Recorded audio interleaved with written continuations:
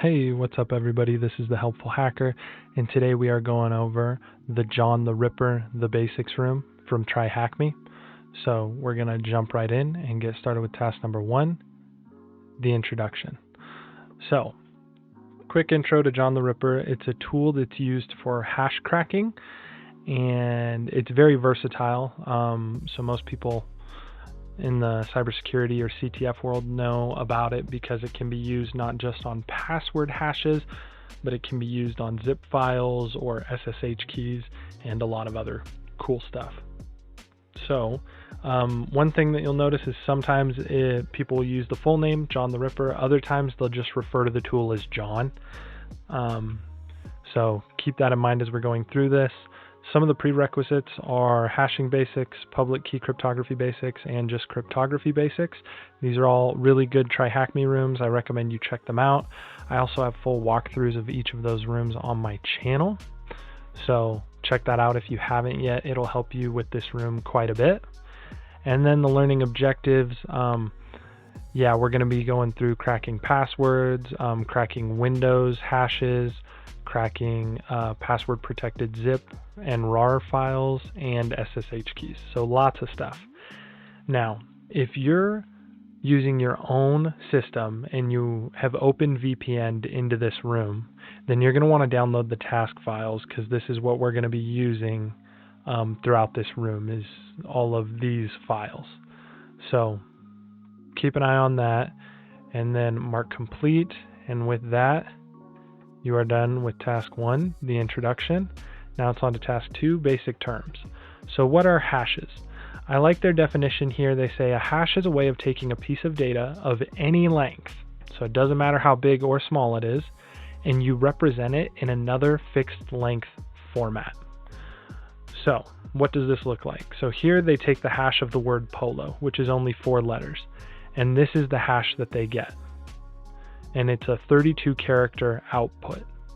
And then same thing, they take the hash of this, which is 9 characters, and they still get a 32 character output.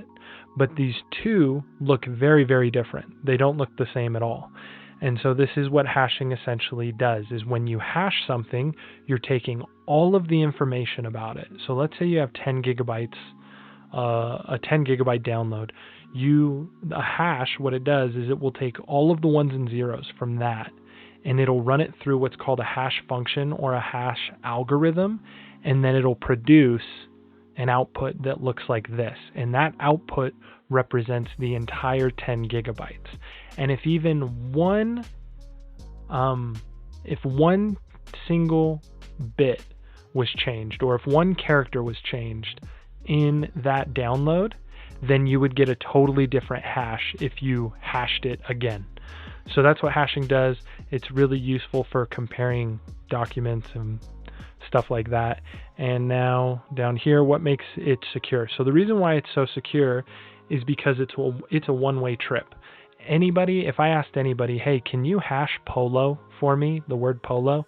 That's really easy to do, and you'll get this hash right here. But if I handed somebody this hash and I said, hey, can you tell me the word that was hashed to make this? That's pretty much impossible.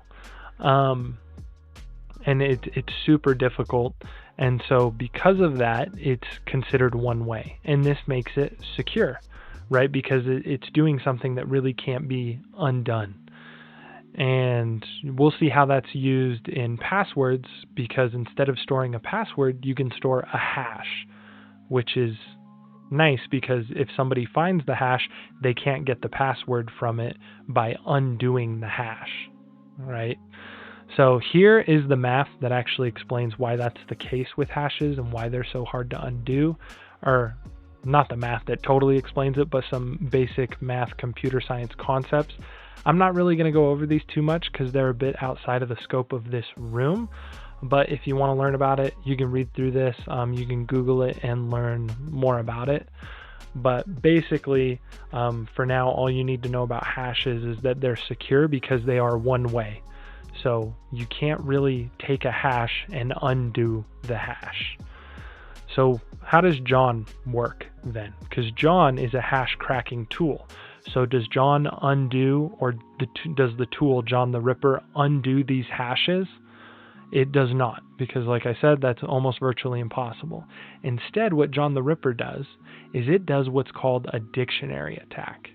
And this is where you take a word list. So a word list is just a list of, we'll just use this example. So let's say I have a password hash.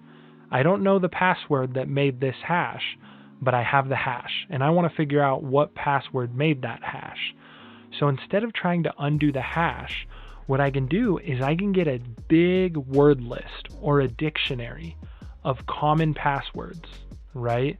So like passwords like 12345 or password 123 or basketball, like really simple passwords.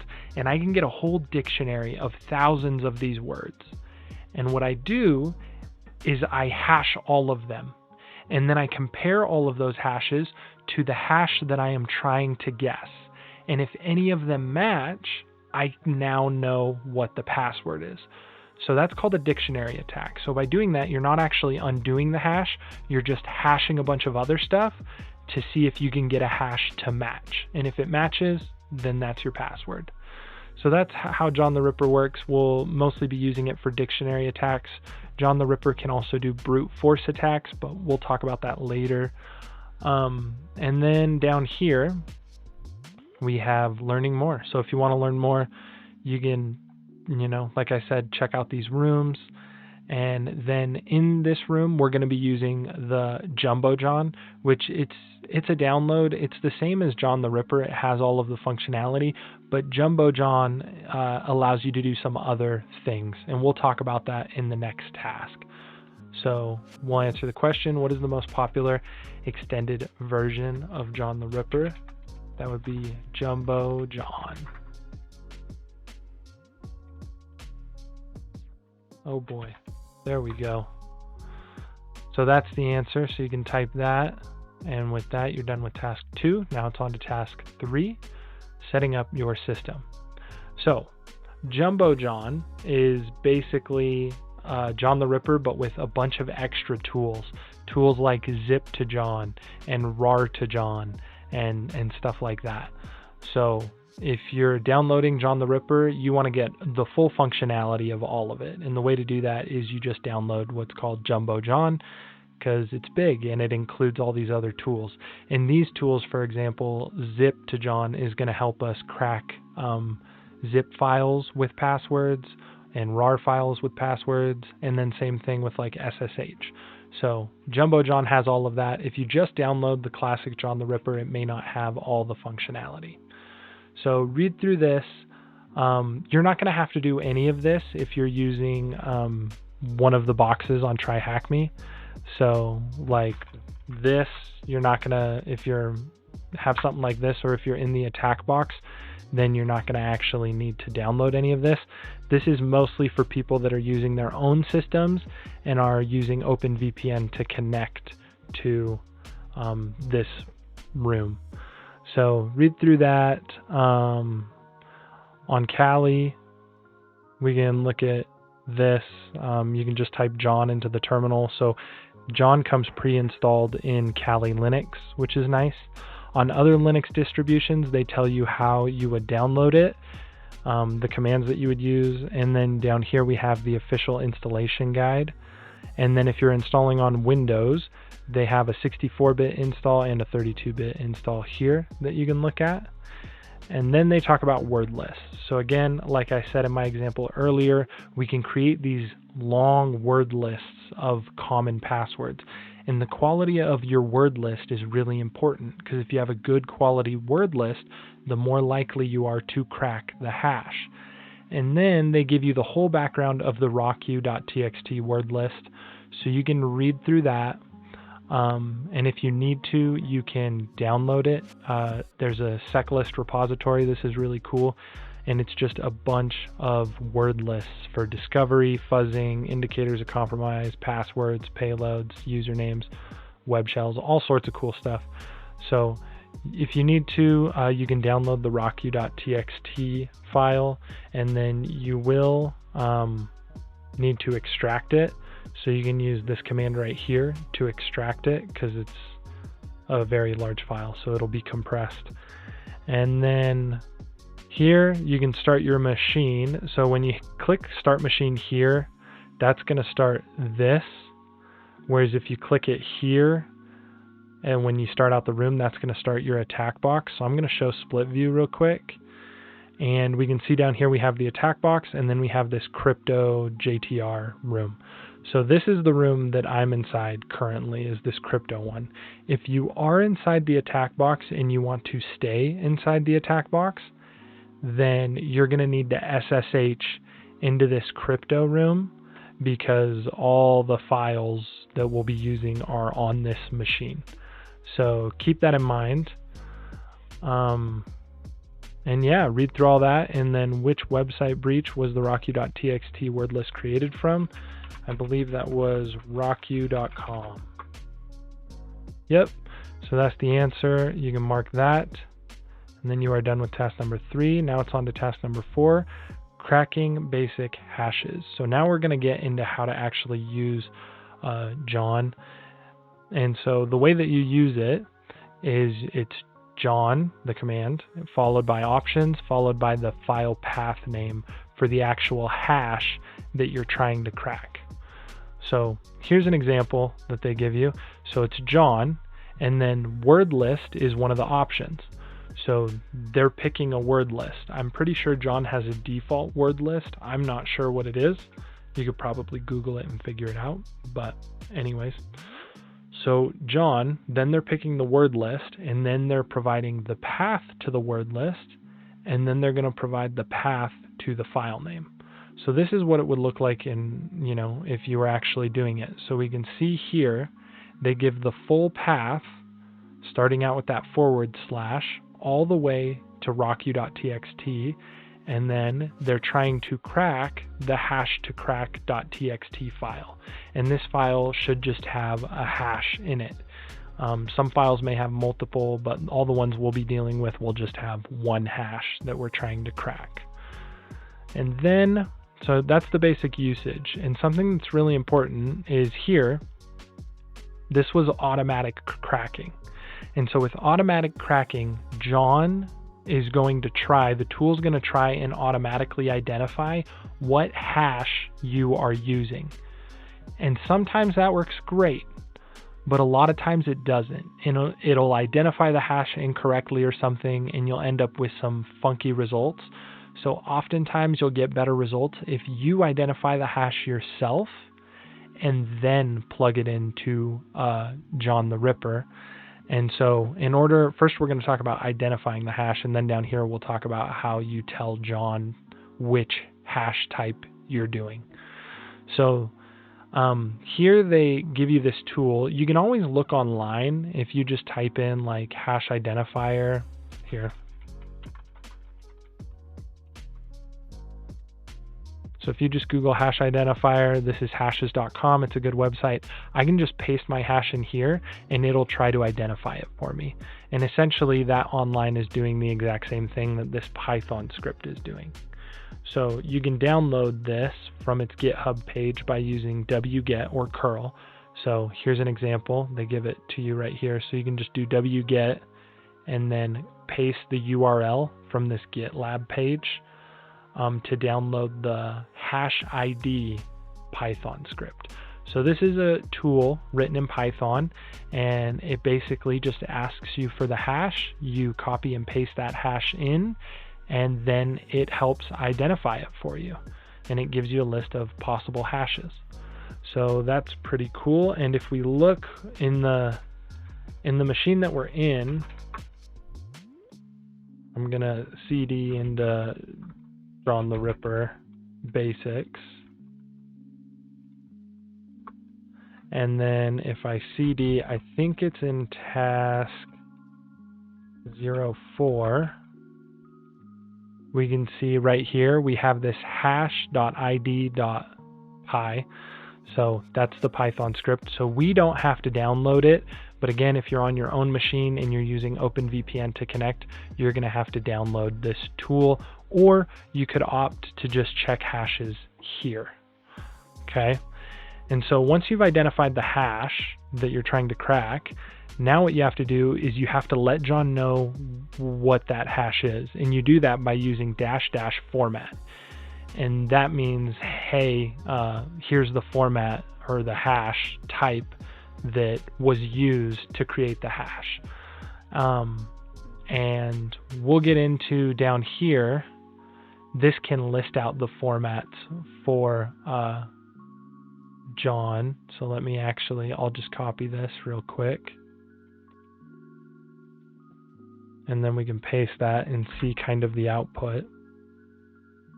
Yeah, so if we look, we can see these are all the different hash types. Okay, and so when we want to use a hash type, we can search for it. Well, first we identify the hash type, then we can search for it in John. And the way that we do that is you can do something like this. And so what this command is doing, I'll just show you.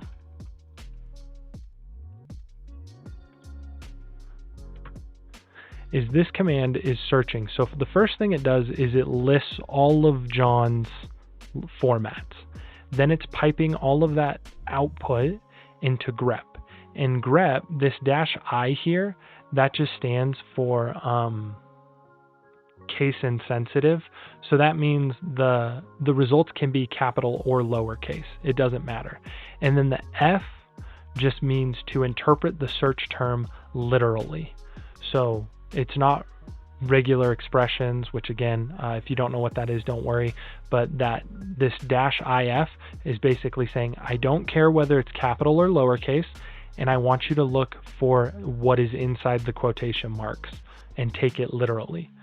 So it's looking for this MD5, and we can see there's all these different MD5 related hashes, and you can read through there till you find whichever one it is that you want to use. Okay, so that's how that works. And a lot of times you will have to prefix it with raw. So what will that look like? Do they give you an example? No, they don't. Oh, they do right here. So here's an example. So instead they do raw-MD5. And all that raw means is it just lets John know that it's the standard hash type and nothing else is really going on. So sometimes you'll have to use that raw in front of the hash type. Other times you won't. It just kind of depends. And then with this command that we looked at earlier, so you can just copy this command and whatever type of hash you're looking for, just replace it in here in between these quotes for that MD5 and it'll pull up. And just as an example, let's just do the number 256. So now we can see it's pulling up everything with 256 in it. Okay? So between this and this Python 3, it seems a little bit convoluted. We're going to go through the examples and you'll start to get a hang of it as you repeat this practice over and over again. So the first thing I'm going to do is first we'll take a look at the questions, and it lets us know here, if you haven't yet, you got to go into this task 4 folder, which you can see I'm already inside John the Ripper, the basics, and I'm already inside task 4. So if I ls, I can see my Python script and then all 4 of my hashes. So let's go down to the questions. What type of hash is hash1.txt? So the first thing I'm going to do after I clear my terminal is cat hash1.txt. And I'm using tab to autocomplete a lot of this, so that's what's going on if you didn't know that. So I'm going to take this, I'm going to copy it, so that's the hash. Now I'm going to run this Python script. Oop, don't want cap lock. And you run that by doing Python 3, and then you can just hit tab. And why can I hit tab? Because the computer knows that there's only one Python script, and if I type in Python 3, I want to run a Python script. So that makes things easy for you. And then you can just enter that. Then it'll ask for the hash that you have up here. You can paste that in, hit enter again, and then it's going to give you all of these. So these are possible hashes, but they're less likely. And then these are the most likely hashes. And it looks like MD5 is the most likely hash. So I'm going to jump up here and I'm going to say MD5 and we'll see if that's right. Yes, it is. Okay. So now question 2, what is the cracked value of hash 1? Okay. So to make my life easy, so I don't have to type as much, I'm going to start out with this whole example. And what I'm going to do is first I'm going to quit this by just hitting Control C. So Control C is how you get out of that. And then I'm going to paste this command. So this is the command that I copied from the room right here. And now I'm going to edit it. So the first thing I'll do is hash1.txt. I've changed this to the hash1.txt because in the question, that is what they're asking for. They want to know that hash1.txt value. Additionally, we already know that the type of hash in the hash1.txt is an MD5 hash from the first question that we answered. So they already have John, then they have the format and it's raw MD5, which we're going to leave because that's the hash type we're using. Then they have the word list and they already have the rocku.txt word list, and this is where our rocku.txt word list is located, so we can just leave that as is. And we can hit enter and look at how quickly it already ran. So the answer here is biscuit, right? So that was pretty darn quick. It went through and it tells us right here that's what it is. So pretty easy. And so we'll just take that, paste that into there, and that's the correct answer. Now it wants to know what type of hash is hash2.txt. So what we're going to do, actually, I'm going to cat hash2.txt, and then I'm going to run that Python script. And to go back and forth between commands, I'm just hitting the up and down arrows. So I'm going to run that Python script. And I'm going to take that hash, copy it, paste it in there. Hit enter. And here we go. Now we have a SHA-1 is the possible hash. Okay. So now what we have to do is we know the possible hash. Oh, Control C to get out of that. And then I'll clear my terminal. So SHA-1 is the hash, and sometimes, a lot of times, it's written with that dash. The hint here is it wants it without the dash, so don't get stuck on that. Don't be afraid to look at the hints. And so now that we know it's SHA-1, it wants us to know what is the value of the hash2.txt. So what we can do is we can use our command from way before. If I find it, and I can look up SHA, and I'll use the dash and see what I get. Nope, it didn't like that, so I'm just going to try SHA-1, and here we go. So here's all of our different SHA-1 formats. So we have this SHA-1 crypt and all this stuff, but again, this is where it gets a little tricky. Here, I'll just do this first. So the first thing I'll do is I'll run this, but instead of doing it on hash1, I want to do it on hash2 because this is for the second question. And I'm going to try, just for fun, we're going to try this SHA-1 crypt and see what it gives us. See what the output looks like. Okay, so when you get this using default input encoding, no password hashes loaded, that means you did not load any SHA-1 crypt password hashes. So again, this goes back to what it said before. With a lot of these, you're going to want to do the SHA-1 raw, and that's right here. Okay?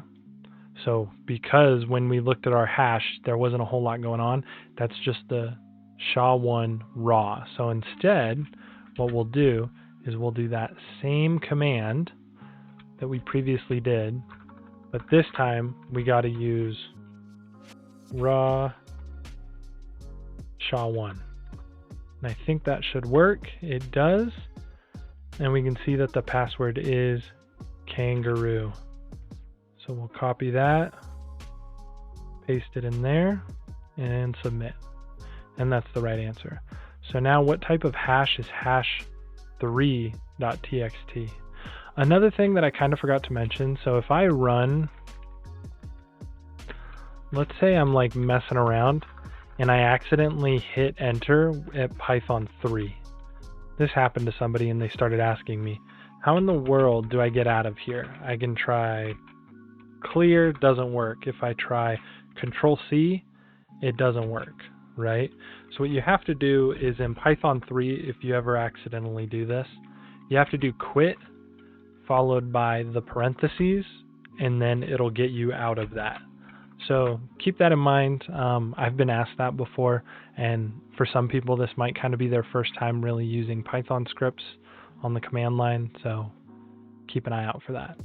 But anyways, back to the question, what type of hash is hash3.txt? So we're just going to run, well first, let me just cat hash3.txt, and here's my hash. So I can just take that, and then I will run Python 3. Now we'll run that hashid.py, paste my hash, and see what it gives me. This is SHA-256. Okay, so Control C will get me out of that. Now I should be able to go back up to my John command. I'm going to switch that out with the 3, because now we're talking about hash3. Wait, what was the question? Oh, it just wanted to know what type of hash. So let's just do SHA-256. And again, that's right. They don't want the dash in there this time either. So keep that in mind. And now we want to know the hash value. So with John the Ripper, you can probably just try, let's just try SHA-256 and see what we get. No format matches the name. So now let's do what, let's try raw, or actually let's try SHA-256 without the dash.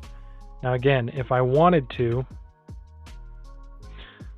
I could go through my old commands and actually search all of the formats in John the Ripper, but I don't want to. So I'm just going to make a few guesses here. Nope, that didn't work either. Okay, so at this point now we give up and we actually do list all the formats, and we pipe that into grep, and then we search SHA-256, see what comes up. So we have raw SHA-256 with no dash in between the SHA and the 256, which I think was my issue on my last one. So I should just be able to get rid of this dash, and then it should work.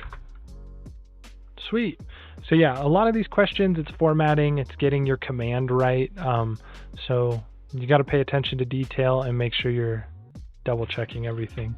So the answer to that is microphone.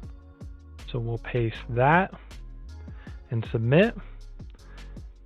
And then next, what type of hash is the hash4.txt?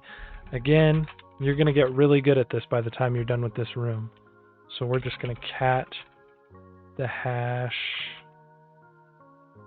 hash4.txt, and then I'm going to run that Python 3, and then we'll copy this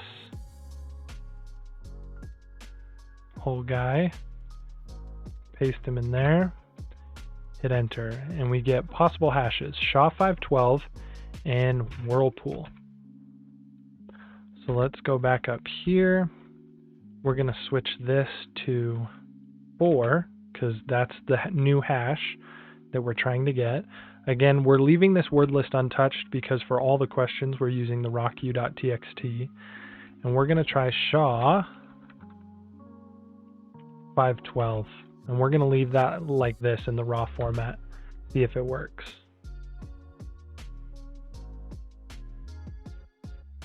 Okay, so it looks like it's trying to run it, and we'll see how long this takes.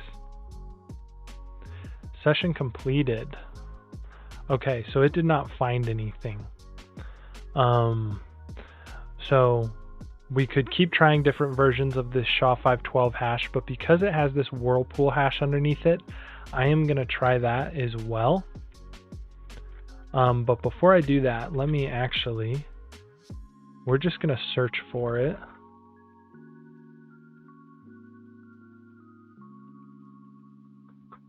Whirlpool.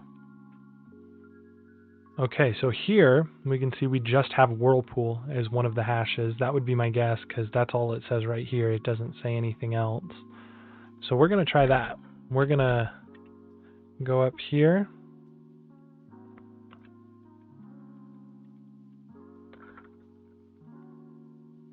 We're just going to type in whirlpool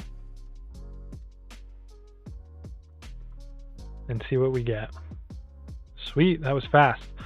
So it got us our results, which is this colossal. So we can copy that and paste that in there. And look, I got ahead of myself. What type of hash is hash for? That was the first question. So it's whirlpool. Now, if we were smart, right when we got up here, instead of trying to do all of this, you would have plugged in SHA-512, and then it would have told you that was the wrong answer, and then you would have known it was whirlpool, so you wouldn't have had to try again using different formats and stuff. So that's why it's important to go through the questions in order and patiently, better than I do. But yeah, so colossal, that is our value for the hash4.txt. So hit submit, and with that you are done with task number 4, and you should have a pretty good grasp on the basic hash cracking that you can do with John the Ripper. Now we're going to talk about Windows hashes. So Windows hashes, it's still very similar, especially the command that you'll run is almost identical, but you are going to, the hashes will just look different because they are NT hashes. And you can read all about that down here. So it's a Microsoft Windows thing. So in Windows systems, NT hash is the hash format for modern Windows operating systems. And then, yeah, it's, I think, let me read this. I'm pretty sure LM was like the previous version.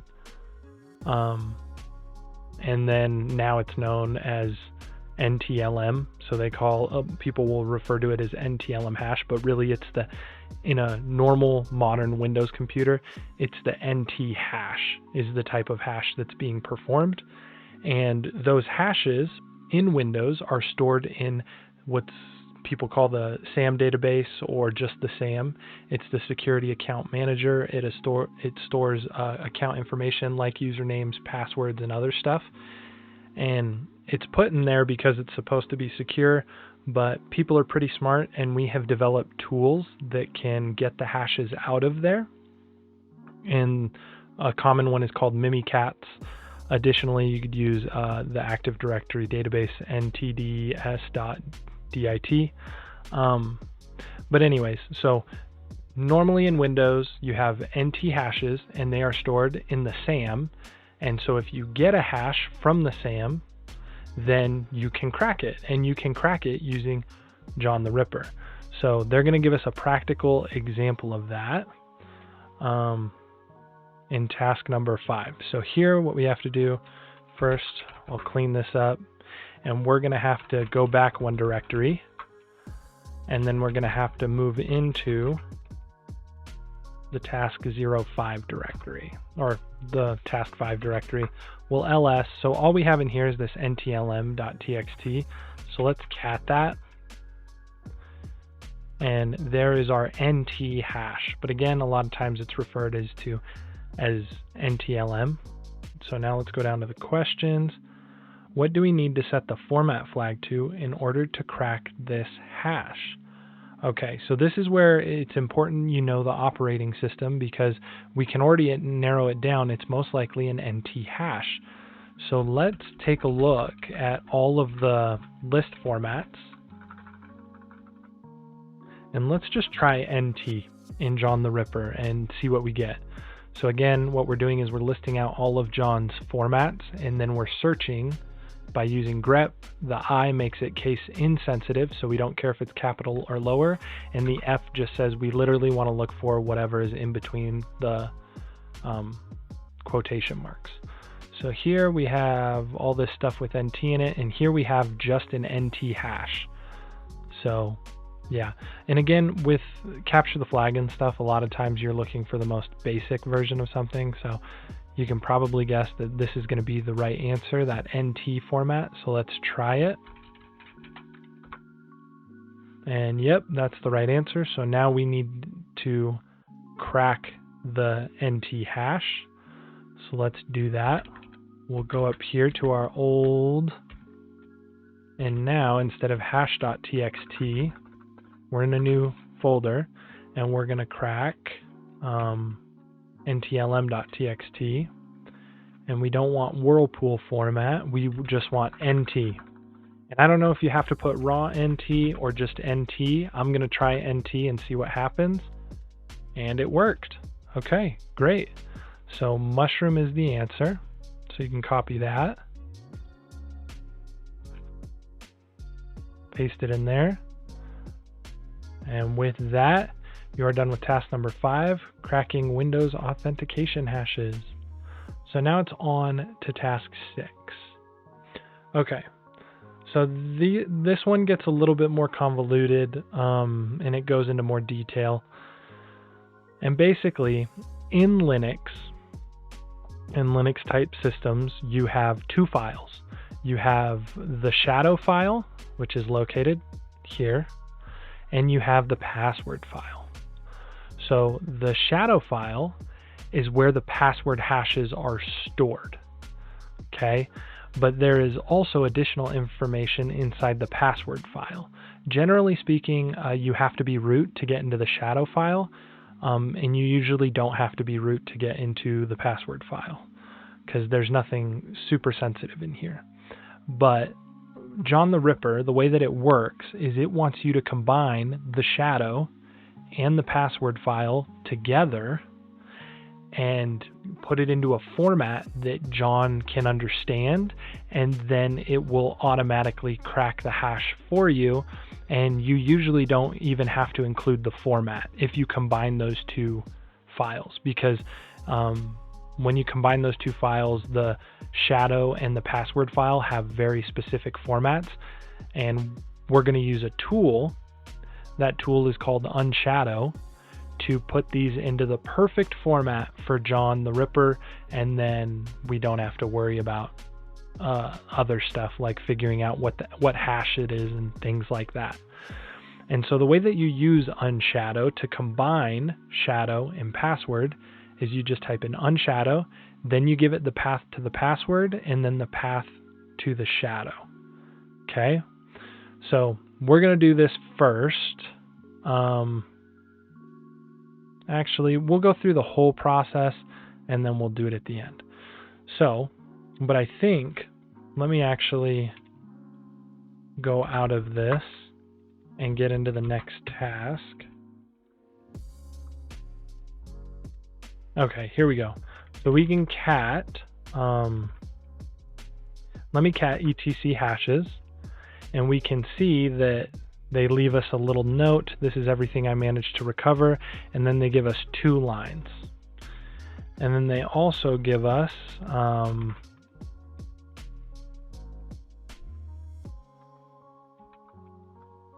this local password, which is just one of those lines. And then they also give us the local shadow, which is, there we go, the local shadow, which is going to give us the actual hash. So that's what we have. And again, in order for us to use these file types and hash types with John the Ripper properly, we have to use unshadow to combine them. So we do that just like this, and you can read through it here. And then they give us an example, and we output it into whatever text we want, and we can just call it unshadowed.txt or formatted hashes.txt or whatever. You can name it, doesn't matter. And then after that, you can take this unshadowed.txt and you can actually crack it. And you get to crack it just the normal way that we always have, but a lot of times, sometimes you don't have to format it, other times you do, but it just kind of depends. So yeah, that's kind of the process. You can read through all of that, and then we will give it a shot. So the first thing we got to do is we got to use our well, let me clear this. Oops. Let me clear this up.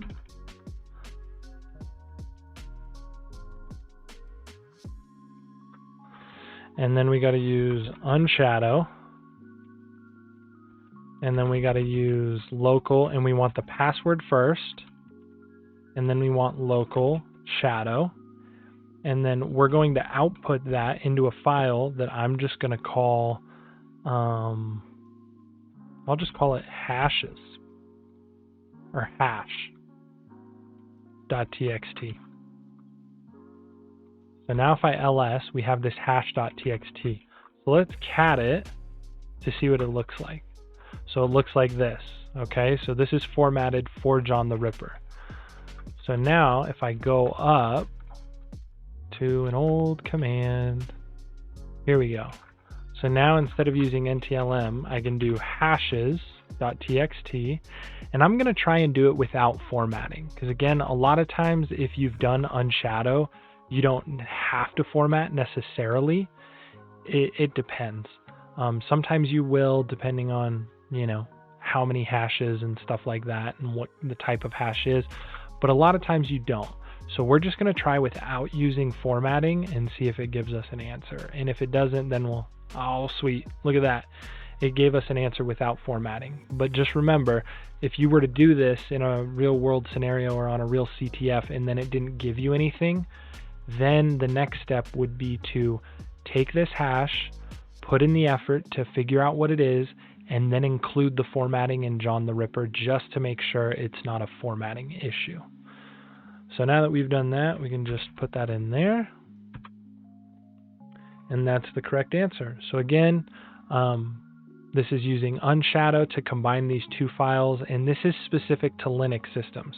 Just how before we did the NT hash, that was specific to Windows, and then this whole process using unshadow and then using that output in John, that's for Linux, okay? So it's important to know what operating system you're using. So with that, we are done with task number 6. Now it's on to task number 7, single crack mode. So what is single crack mode? Basically, this is used to brute force simple hashes. Well, I shouldn't say simple, but hashes where you have some information that you want to provide. So single crack mode, you're usually looking for one hash. You don't have a big list. You're not looking for multiple, which through this whole room, we've only been looking at one hash at a time. But with single crack mode, what you can do is if you have additional information, for example, let's say we know that the user's name is Marcus. So if I know that the user's name is Marcus, I can use single crack mode and I can provide it with Marcus as input. And what it's going to do is it's going to start doing this. And this is called word mangling.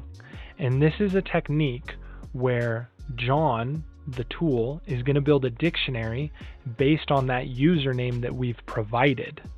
And it uses rules, and these are mangling rules, and it uses them to alter the words a little bit or add something to them or maybe even take something away to try and guess this person's password.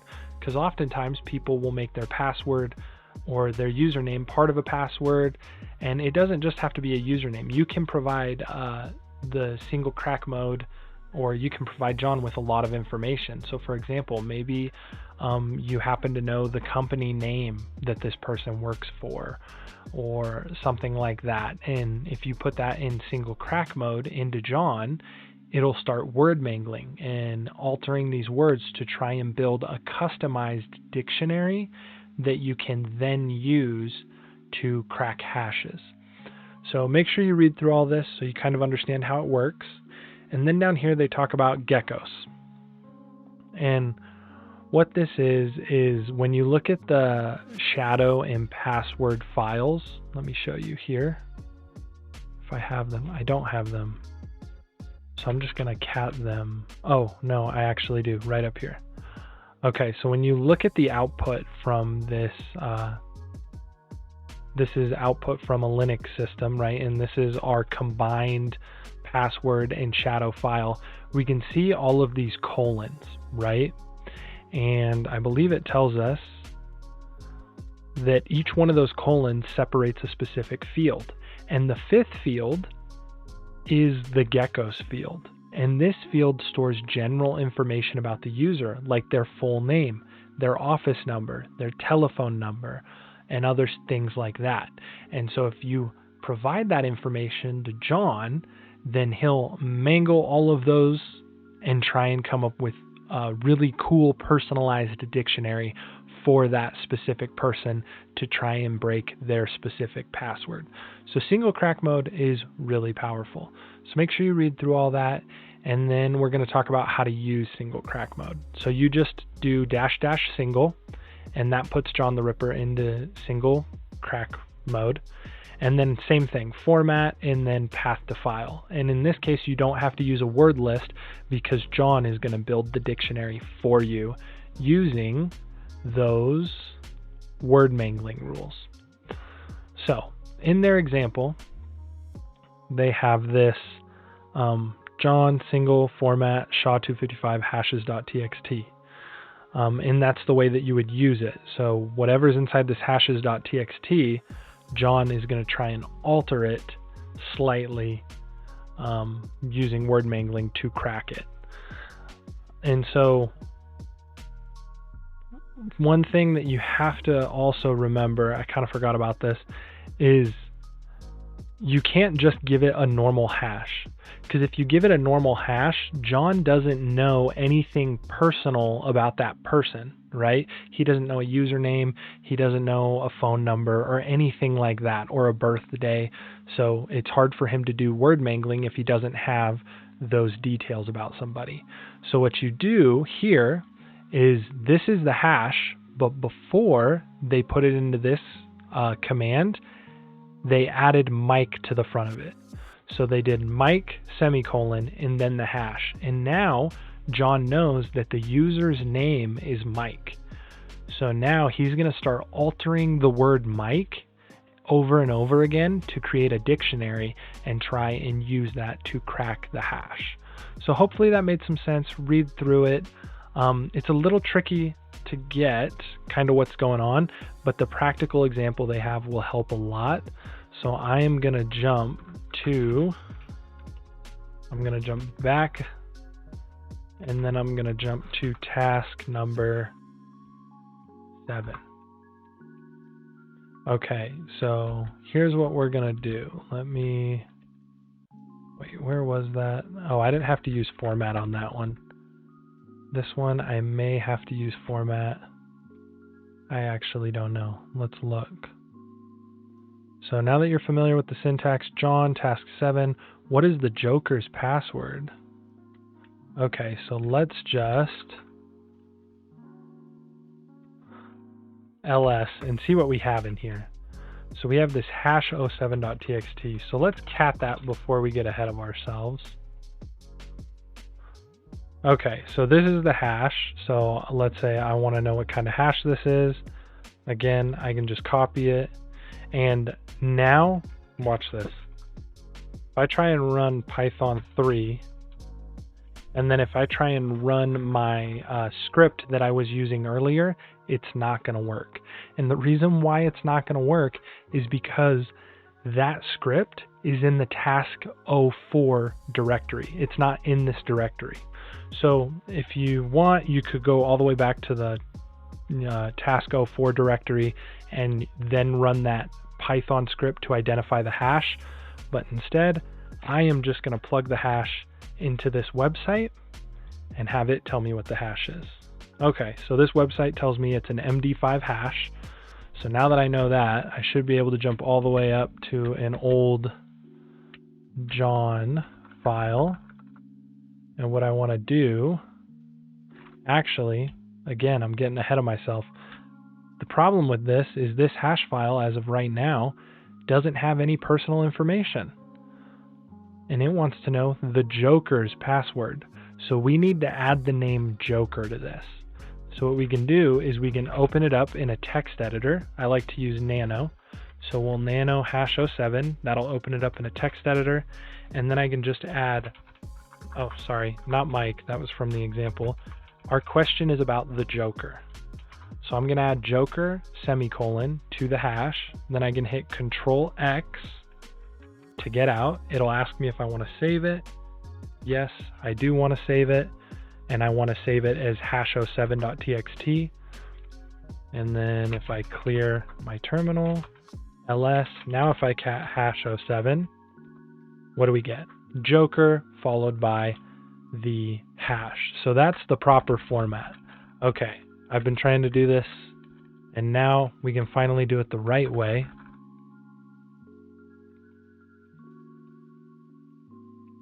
.txt. And then the hash name is, I'm just going to finish it, it's hash07. And then the format, if we remember, was MD5. And if we remember from before, we had to do the raw-MD5. So now we'll run this, and what it's doing is it's slowly loaded one password hash raw MD5.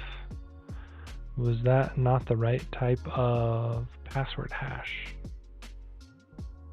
Let me take a look. So John format, raw MD5, wordless, rocky.txt. Oh, you know what we forgot? We forgot the most important part. Geez, I'm all over the place. I'm getting way too far ahead of myself. We got to put it in single crack mode, which I believe is just the word single. Yes, it is. So now let's try it, and what it's going to do is it's going to take the word Joker and it's going to start altering it and see if it can find word list, user share, invalid option. Oh man. Okay, people. See, this is why you watch walkthroughs, because sometimes you get in a bad zone and you just are forgetting everything. But anyways, okay, so the problem with that one this time was I still had a word list. If we're doing single crack mode with word mangling, I don't need a word list because John is going to make the word list for me. So you can see here what John started altering the name Joker. And he started adding letters started adding numbers to replace letters, and he started capitalizing things and probably capitalizing other things. And anyways, so you get the idea here. John the Ripper took the word Joker, altered it a bunch of different times, and tried to see if it would match the hash. And we found this, which does match the hash. And that's Joker with a capital J and then a 3 instead of an E. And so you can submit that, and that's the answer. Hopefully I failed enough times doing this because I wasn't paying attention that you are now an expert at single crack mode with John the Ripper. That's my hope anyways. So with that, you're done with task 7. Now it's on to task number 8, custom rules.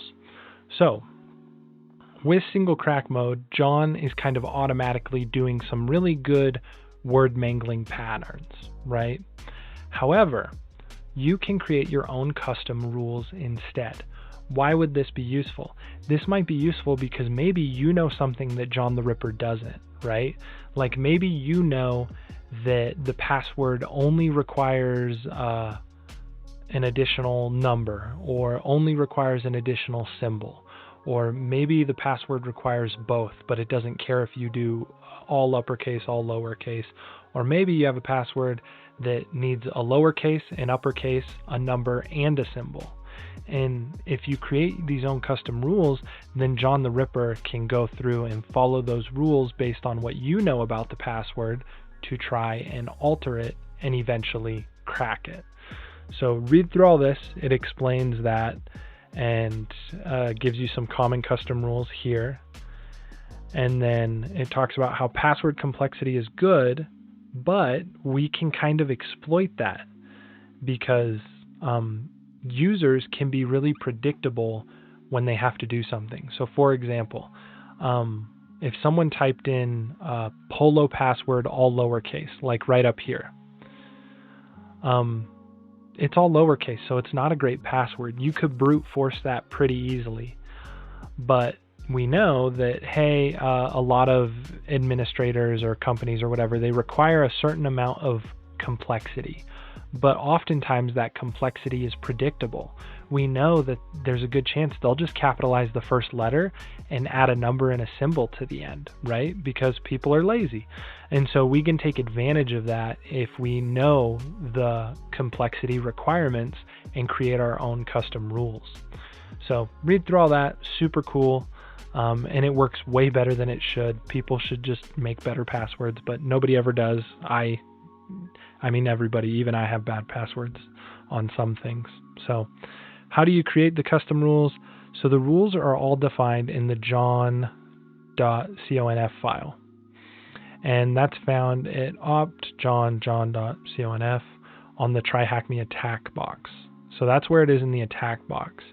But if you downloaded it yourself, normally from GitHub, it's probably in the this file path, right? So etc john.conf. So depends on whether or not you're in the TryHackMe box or whether you downloaded it yourself. But yeah, it'll most likely be in one of those two places. Now this is the syntax for creating rules. The first line is going to be list.rules and then the rule name. And you have to name your rule. And then down here, where they use regex style pattern to like match stuff. So these symbols mean different things and you can read through them. So AZ means take the word and append it to the characters you define. A to 0 means take the word and prepend it with the characters you define. And then C is capitalize the character positionally. So that's what these mean. You'll kind of get a better idea of it when they give you a full example down here. And then they'll even ask us to kind of make our own rule. So here are some patterns that you'll see and how you can select different characters. So 0 through 9, if you do this in between the brackets, that will include the numbers 0 through 9. 0 will include only the number 0. A through lowercase z will include both capital and lowercase letters. Capital A through capital Z will only be uppercase, and then lowercase a through lowercase z will only be lowercase. A will only include A. So if you do that, you're just including A. To include the whole alphabet, you'd have to do A through Z. And then this is including all of these symbols, right? So you're having it include that in this rule. And this might seem a little abstract right now because I'm just reading these rules to you, but it'll make more sense when you see kind of the password rule in use. So here we're going to put it all together with this example password. So polo password 1 exclamation point. So the password or the word originally was polo password, and that was inside our word list. So let's say we have a small word list and polo password was in there, but we want to amplify this word list. We want to make it better. And so we add our own custom rules. And so the way that we do that is we do list.rules polo password. So that's what we named the rule. So the name of the rule is polo password. And then we put this, and these are the actual rules. So let me break down what this means. So C capitalizes the first letter, okay? Then AZ is going to append to the end of the word. And what is it going to append to the end of the word? It's going to append a number between 0 and 9. And then it's also going to add one of these symbols after that. And we can see that by using, we can see here, just like it explained, these follow the modifier patterns inside the double quotes. So you have double quotes and you have brackets, okay? So this capitalizes the first letter and then says we want to add a bunch of stuff to the end. That's what the C and the A and Z do. And then we use parentheses, or not parentheses, quotation marks. And the first thing that we're going to want to add to the end is that number 0 through 9. And then we have a bunch of symbols that we can pick from that we can also add to the end. So that's how you use custom rules. And then when you actually want to, or that's not how you use them, that's how you make them. And then when you actually want to use it, you can do -- rule equals, and then the name of the rule that you created. And then John the Ripper will run that rule on your word list. So this is what the full command would look like if you had a word list you wanted to use, your custom rule, and then the hash. So read through this. Again, they don't give you a whole lot of practice because for CTFs and stuff, you're usually not doing anything crazy with custom rules, but it's still good to know so that you're semi-familiar with it. So now we'll jump down to the questions. What do custom rules allow us to exploit? Okay, this is kind of a broad question, and I'll be honest, the only reason I know this is because I have done this room before. And I could have sworn it was like password complexity. Oh geez, am I gonna remember what this was? Okay, here we go. So I'm pretty sure this is the answer. Yeah, it's password complexity predictability. Again, if you yourself were in this room and got stuck on that, don't worry about it because that's kind of a silly question. I think it's too broad, and anyways, I don't really like it, but that's the answer, so mark that. These next two questions are much better. So what rule would we use to add all of the capital letters to the end of the word? So we want to add all capital letters to the end of the word. So let's build this. Takes the word and appends it with the character you define. So that's AZ. So AZ will add it to the end. Then I'm pretty sure I do my quotation marks, and then I want A through Z because that'll add all the capital letters. Finish with my quotation marks, and there we go. Okay, so I was able to build that just because I wanted it at the end, so it appends. And then I knew that I wanted it to try all uppercase letters because that was the rule. So what flag would we use to call a custom rule called THM rules? So that would just be this -- rule equals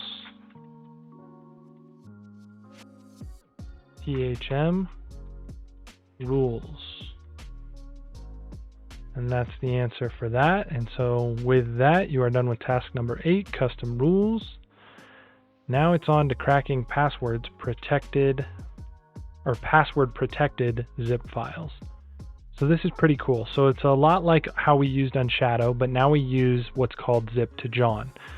So we're going to take our zip file and it's password protected. So if we want to see what's inside the zip file, we have to type in a password. But we can use zip to John to convert that file into a hash, or basically what John does is it gets the hash for us so that John can then crack it. So in the example, we'll do a better job explaining than I will.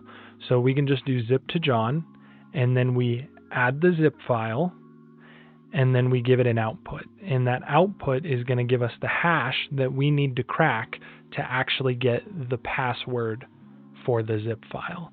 And so then we can take this output and we can plug it into our regular cracking with John, right? So we can just, as we have been, and then it'll give us the password. So read through all this. Options are allowed here, but most of the time you won't be using them. And what we're going to do is I'm just going to jump in and show you the example, because I think the examples usually teach the best. So I got to get out of this task first, and then I'm going to CD into, I believe we are on task number 9, and there's a zip file. Okay, so if I try and unzip this secure file, watch what happens. It asks me for a password, and I don't know a password, so I'm just going to hit C or Control C to get out of there. And now what I want to do is I want to use John to zip. So that's the command. And now I'm going to use the zip file name, and I want to send that output into what I'm just going to call zip hash.txt. So if I do that, could have sworn it was John to zip. What is it? It's zip to John.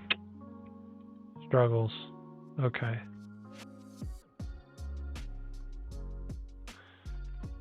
So zip to John. Now we'll try that. Great. So if I ls, I can see that zip. So now let's cat that file just to see what it looks like. There we go, right? So that's what it looks like. So when we did the zip to John, what John the Ripper did was it took that zip file and it gave us this, so that we didn't have to do it manually. Very helpful, very nice. And now we can just do our regular, if I can find it, our regular hash cracking. So this we're going to want to crack, but we're not cracking the actual zip file. We're cracking our output that we got. And I don't know what format this is in. Again, usually if you use a special tool like Unshadow or Zip to John, usually you don't need to include the format because John is formatting it for you. So let's see if that works, and it does. And so the password here is pass123. So the password here, pass123, and then the contents of the flag inside. So now we should be able to unzip that file, and it's pass123. And now if I ls, we can see the zippy. So let's cd into that and see what's in there. And we have this flag.txt. So let's cat that, and there is our flag. So we can just copy that and paste it in here. And that should be our answer. So again, with special file types, it's usually just you have to convert it into something that John the Ripper can understand, and then you crack it like you crack everything else. But there's special tools for that. In this case, it was zip to John. So now you're done with task 9, and it's on to task 10. Now we're going to check out protected RAR files. Okay, so it's like literally the exact same thing, except for you're going to use RAR to John instead of zip to John. So read through all of this. I'm just going to jump straight into the example. I'm going to get out of that, and then I'm going to cd into task. Oh, I didn't. Okay, cd into task 10, I believe is what we're on. And yeah, there's a RAR file. So that's what I'm going to use. So now I'm going to do RAR to John, and then I'm going to do the secure.rar, and I'm going to output that into RAR hash.txt. And now if I ls, I have this RAR hash, and I should be able to, here we go. And again, like I said, if you're specially formatting something, then you won't need to use, or if you're using another tool to format something specifically for John, chances are you won't need the format of the hash. So this one's easy. The password to that is just password. So we'll take that, answer question number 1, and that's correct. And now what I should be able to do is I should be able to just open this up. So let me take a look here. So if I believe the command is unrar, if they have it, it's unrar x, and then that would be mysecure.rar. Enter the password, and the password is password, and it extracted all of the files, ls, and now I can cat the flag.txt, and here's our flag. Now with that, so I realized I was just thinking about it. If you have a zip file, you can unzip it by using the command unzip. And then with a rar file, rar is a little bit not quite as universal, so there's multiple different tools. You can use unrar, or there's also a tool called rar with specific options that will allow you to open it up. In my case, I just used unrar x and then the name of the file. So you can look into that more if you want, or you can just do what I did because they have unrar installed on their system. So yeah, just wanted to mention that in case you were wondering, like, how do you know that? Where do you get that? And that's just stuff you kind of learn over time. And if you don't know what you would do in this scenario, if you got like stuck here with a zip file or a rar file, is if you just Google how to open a rar file in Linux, or how to, open a zip file in Linux, you should be able to find the answer pretty quick. So submit that flag, and then you are done with task 10, and it's on to task 11, cracking SSH key passwords. So SSH keys, when we SSH into a machine, like in TryHackMe, a lot of times we are using login credentials to do that. And that's great, but in more secure scenarios where you want to be extra secure, a lot of times they will use keys.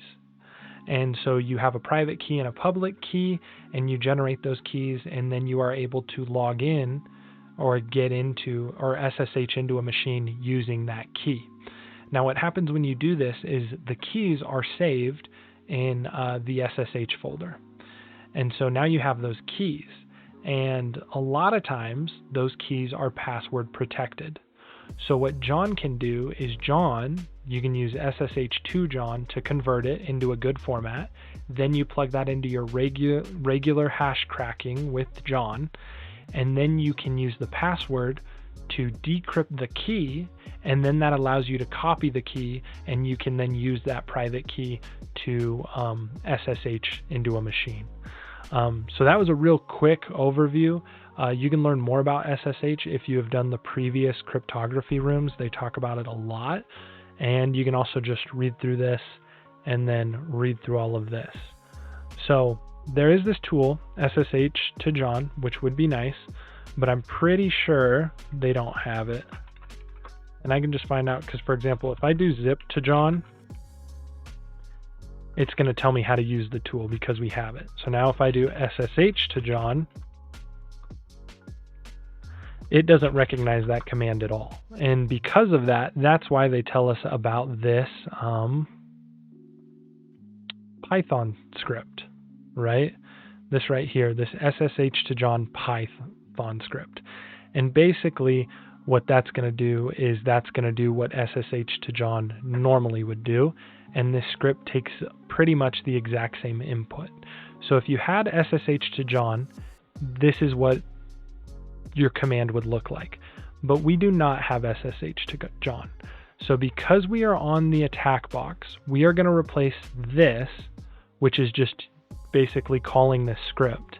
We're going to replace that with SSH2John. So I'm going to copy that. Oh, nope, I did not copy that. My bad. So I'll copy that, and then I'll replace that, and that acts as my SSH2John.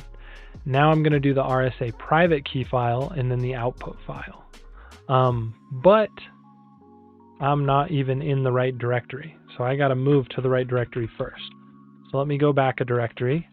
Then I'm going to cd into, I believe it's task 11. And now if I ls, I have that ID RSA key.